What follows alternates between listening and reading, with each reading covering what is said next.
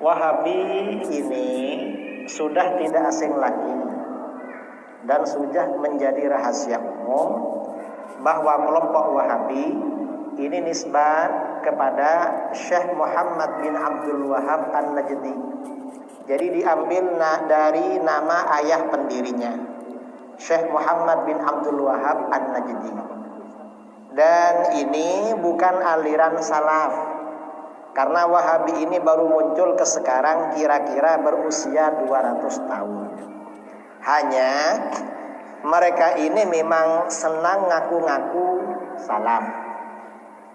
Yang ngaku aja mereka ini salaf, tapi ya ajaran-ajarannya bukan dari salaf.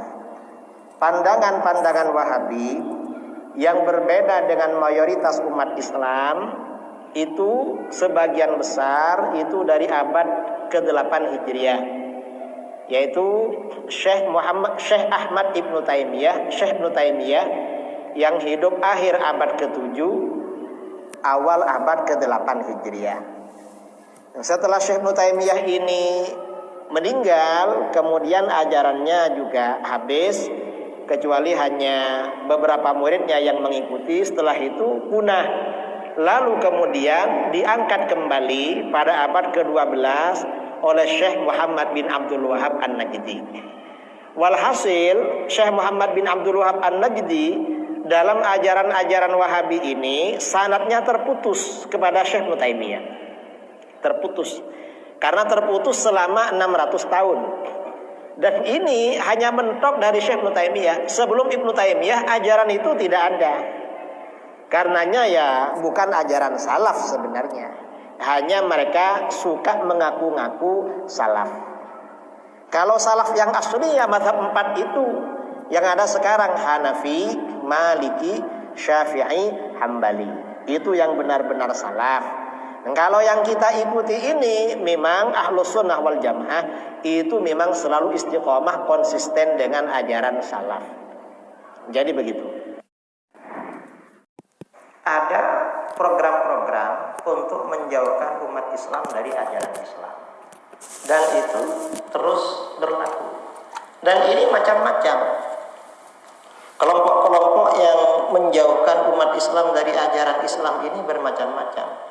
Ada kelompok-kelompok di luar Ahlus Sunnah wal Jamaah, seperti kelompok Salafi Wahabi.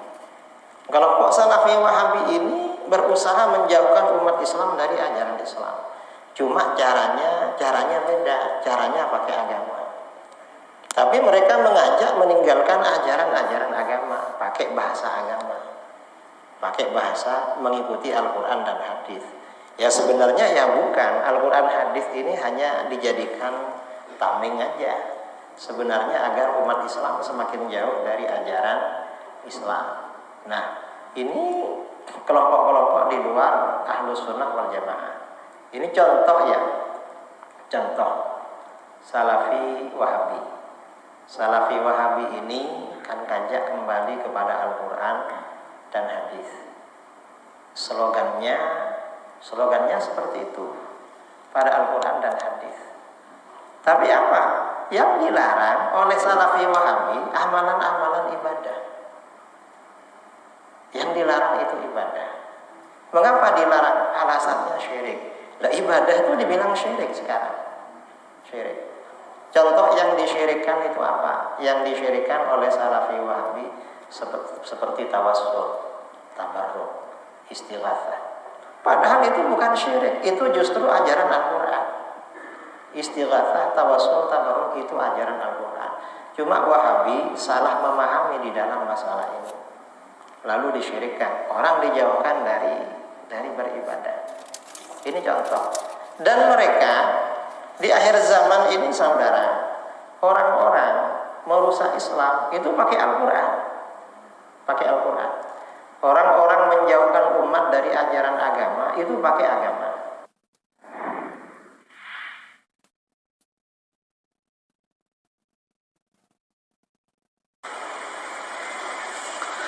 Masalah Wahabi, ya, pernah ya.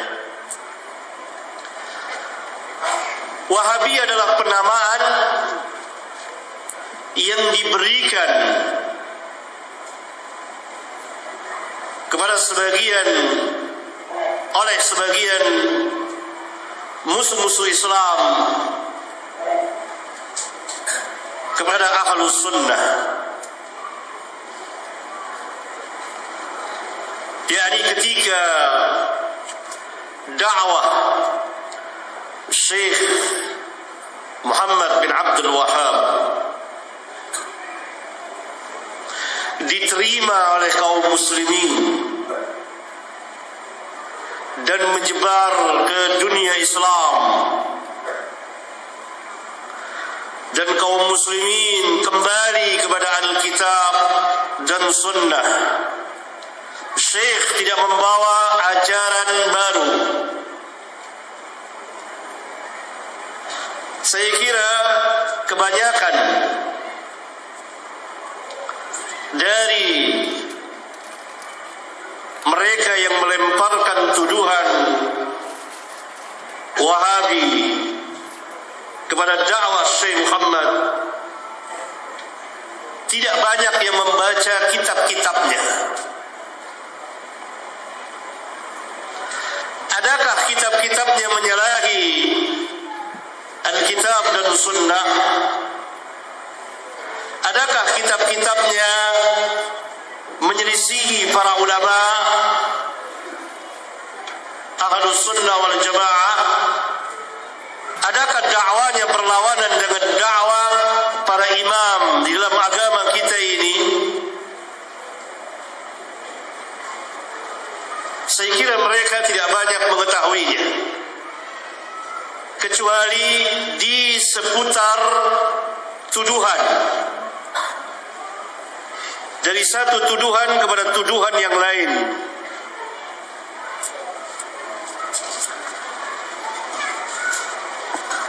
Ini pernah dibuktikan oleh salah seorang guru saya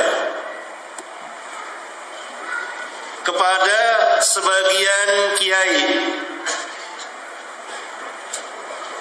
yang sangat memusuhi dakwah Syekhul Islam Ibn Taimiyah,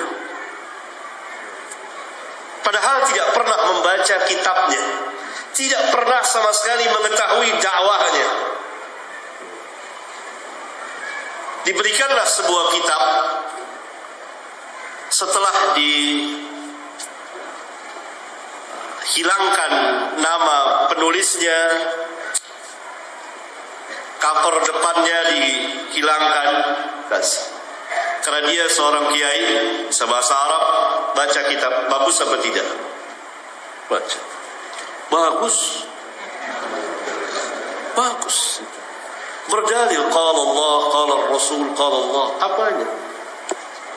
Saya lupa apakah guru saya menjelaskan itulah Ibnu Taimiyah atau tidak, saya lupa karena sudah puluhan tahun.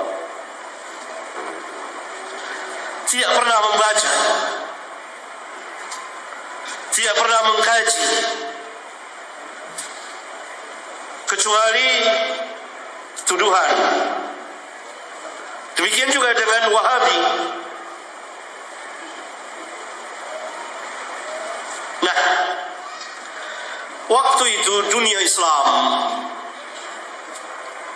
kelanjutan dari perang salib sebelumnya, maka ini perang dakwiyah, perang dakwah, menyebarkan agama masing-masing. Maka pasukan salib pun berdakwah dengan dakwah yang besar, menyebarkan agama mereka. Demikian juga kaum muslimin. Selesai mereka perang fisik yang besar, walaupun masih ada perang fisik, maka beberapa abad ke depan yang terjadi adalah perang dakwah. Maka pasukan salib berangkat ke negeri-negeri kaum muslimin, mencoba menjajah mereka sambil menyebarkan agama. Datanglah Spanyol, Portugis ke Indonesia ini, kemudian terakhir Belanda, kemudian Inggris di negeri kaum muslimin yang lain, terutama di Timur Tengah, dan mereka tidak ingin adanya kebangkitan Islam. Dan Inggris melihat bahwa dakwah ini, dakwah Syekh Muhammad yang muncul dari Hijaz, dakwah sunnah ini, dakwah yang akan membangkitkan kaum muslimin ini membahayakan posisi mereka. Maka salah satu caranya adalah memisahkan dakwah ini dari kaum muslimin, agar dakwah ini terpisah dari kaum muslimin, agar kaum muslimin membenci dakwah ini dan menuduh dengan berbagai macam tuduhan. Maka disematkanlah nama dengan nama Wahabi. Padahal nama Wahabi itu adalah salah satu sekte dari sekte-sekte Khawarij. Pernah saya jelaskan di majelis ini. Padahal seharusnya bukan Wahabi. Harusnya apa? Muhammadi. Karena namanya Muhammad bin Abdul Wahhab. Kok Wahabi tahu-tahu? Padahal ada sekte, salah satu sekte Khawarij namanya Wahabi. Sekte ini itu namanya Wahabi. Maka disematkan itu bekerja sama dengan sebagian ahli bid'ah. Dan mereka berhasil memisahkan dakwah itu dari kaum muslimin yang termakan fitnah itu, yang tidak tahu sejarahnya, yang tidak tahu sama sekali, nol besar dari dakwah Syekh Muhammad, bahkan kitabnya pun tidak pernah baca. Coba baca kitab Tauhid.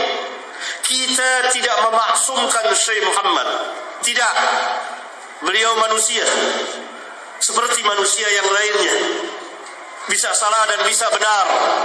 Tapi penyimpangan, kesesatan, mana buktinya?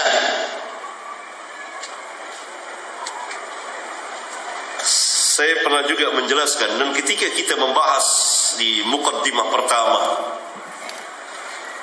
orang-orang Yahudi dan Nasara mengklaim bahwa mereka lah ahlul jannah, yang lain enggak. Bahkan Yahudi mengatakan kami ahlul jannah, yang lain Islam, Nasara dan lain-lain tidak. Demikian juga Nasara. Apa kata Allah? Qul hatu burhanakum. Awalnya apa? Tilka amaniyuhum. Itu adalah omong kosong mereka, kebohongan mereka. Qul hatu burhanakum in kuntum shadiqin.